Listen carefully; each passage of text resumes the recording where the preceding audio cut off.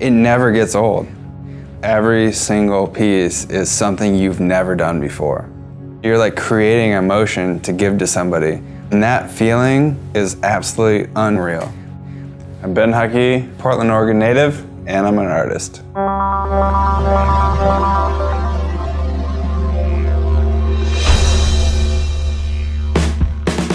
Drawing started out for me. One day I was like, I'm gonna figure out how to do a portrait no matter how long it takes me.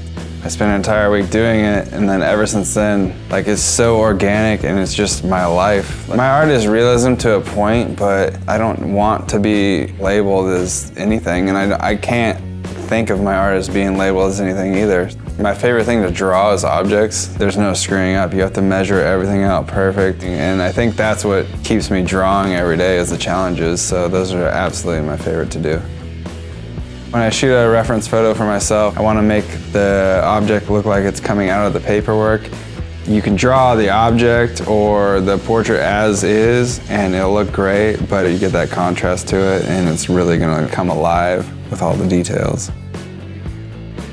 It's hard to explain like when you're done with the piece, because I could nitpick at something for weeks on end if I really wanted to. It kind of comes to a surprise that you're finished with it because you spent so many hours on it, but I think it's best just to, like, when you decide that you're finished, just to leave it where it's at.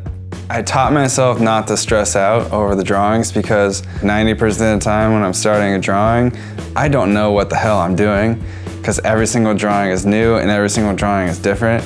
Every single time, halfway through, it never seems like it's gonna work, and then you get to that 60% mark and it starts to come together, and you trust it's gonna work, and then it all comes together.